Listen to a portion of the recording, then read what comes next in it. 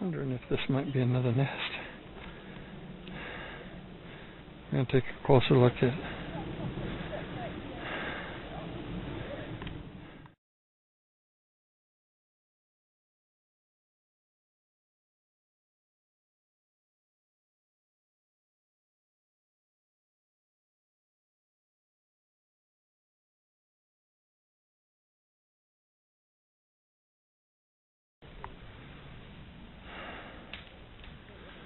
Okay, we're kind of thinking this might be another collapsed nest. Second one, just like the last one. We can't find an entrance, so it might be an old one. Okay, the guys are right down there. They're looking at some big turkey prints.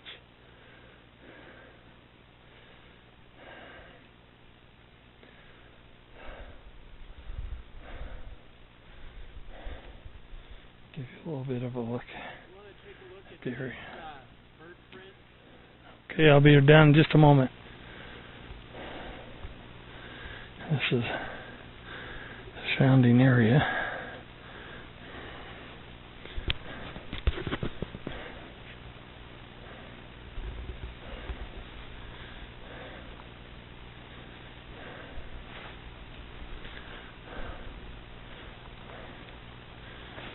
Looking uphill now. Looking parallel.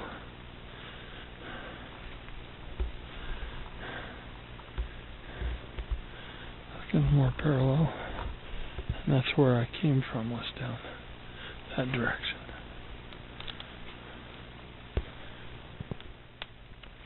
Okay, we got a lot of deer tracks right in through here.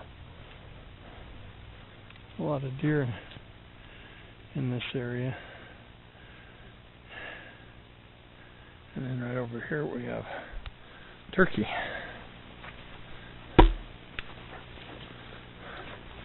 Oh, a lot of deer here. Where's the turkey? Oh, yeah, well, that's some. That's a big turkey. You see how big it is? So the camera gets perspective. Yeah, that's as big as a handprint, isn't it? Yeah. That's what we were. That's why I was second guessing myself. Is that really a turkey? There's some more. That's look right huge. Look at that one right there. I mean, you can see the little talon plus. It's about as big as Zane's hand. That turkey's big enough to eat you. Mm-hmm. They'll probably grab it. Yeah. Okay, we just planted our first camera. It's here on this tree. Well, one's got to look at this one. Up there. That one's filming in the valley. And it's basically looking down through this gully where we saw all the turkey tracks and the big. Well, we did find a set of footprints. Couldn't tell what it was though, whether it was bear or it'd be a big bear or human, but it came right up there too. So we're putting our first camera right there. Here we are putting the tree spikes in so that we can get up a little ways. I've got this one. He's got little Zane's got one on his side. We're gonna put a big camera here.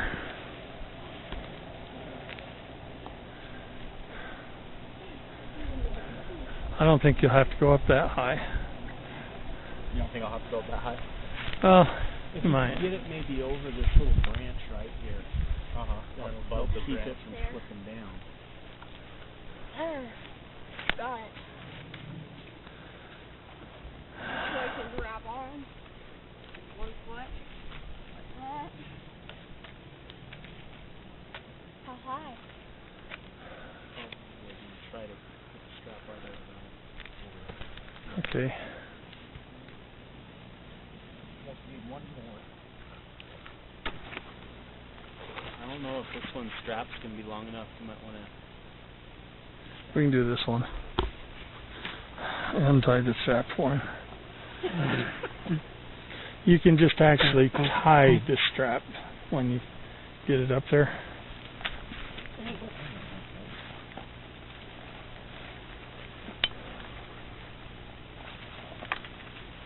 I had a belt. Your foot's slipping here. I'm gonna back. Yeah, put one right there. He's on the wrong one. Go up higher. Right there. Yeah, that's,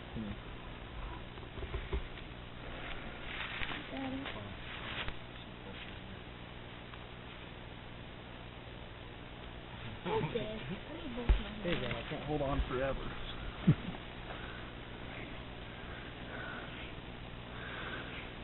Just let David do it. You're irritating me.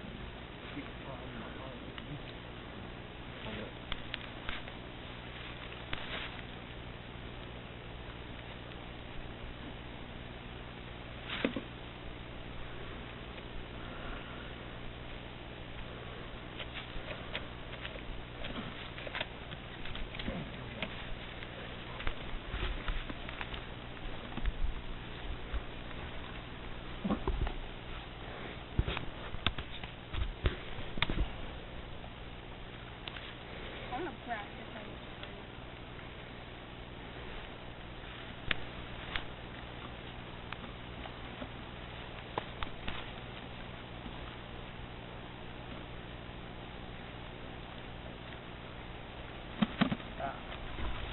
Our third camera. Hello. Yes. Busy. No doubt. Bigger. Bigger around. These bigger sticks. Okay, and it's Yeah. looking right down to here.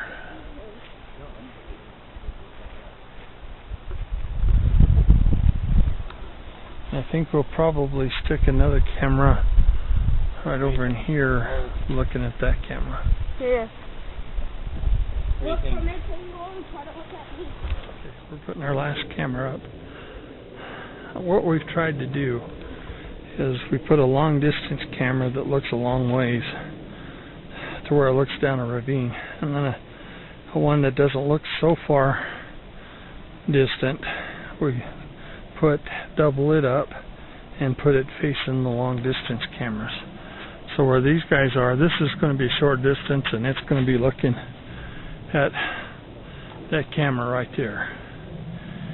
And hopefully, if they come to mess with that camera first, we'll get a picture of them. But so far it looks like they're smart enough to figure out the lay of the land, and this may not work, but we're going to give it a try anyway. Okay, we're headed down towards the ambush point, and to see what it now looks like.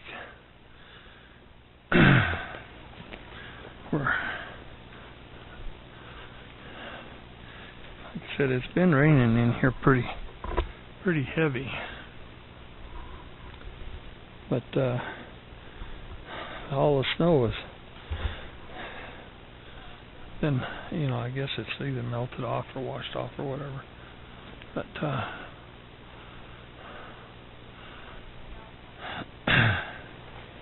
I'm trying to keep the camera running in case we happen to actually jump something on our way down.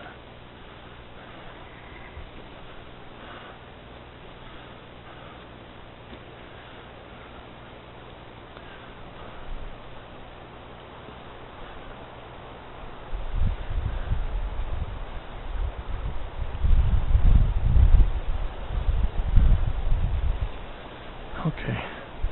They found the ambush point. They're standing over there in the entrance. It's pretty well dilapidated, and we're not seeing any tracks in here now. Before we saw all of what looked like Bigfoot tracks, and then a lot of elk tracks and stuff, but now we don't hardly see any of that. We were just discussing how the setup is here, and after we thought about it for a while, Little Zane right there is on an elk trail that comes down through here. These old trees here were all set up to They're all set up to funnel the animals down past these trees right here. They've been moved over a little bit, but we think what they did was they would be in the hole with the door closed, which was just a bunch of these tree limbs here.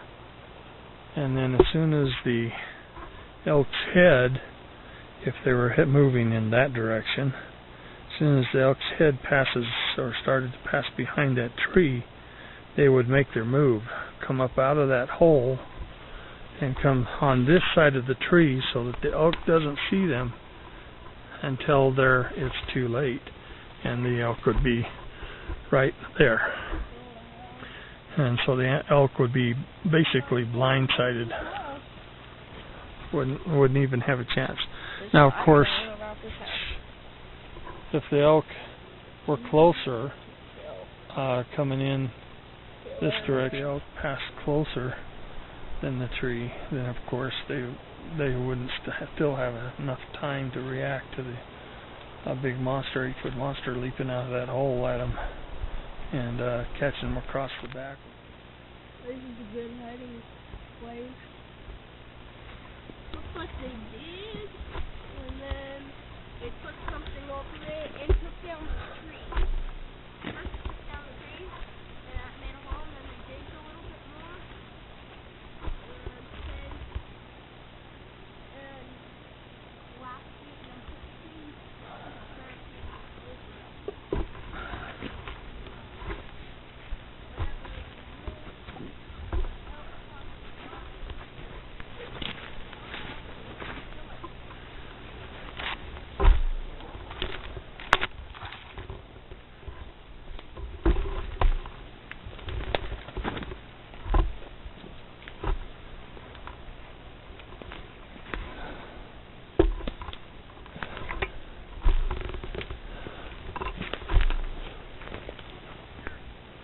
What's that?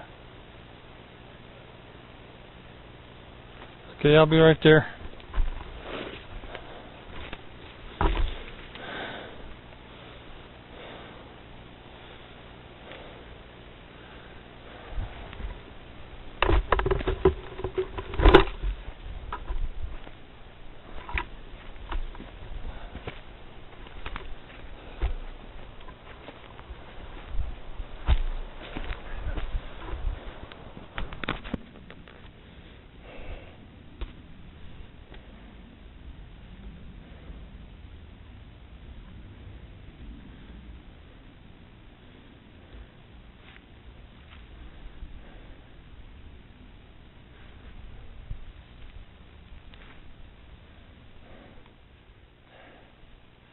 That would make a perfect shelter, really, with a little bit of work.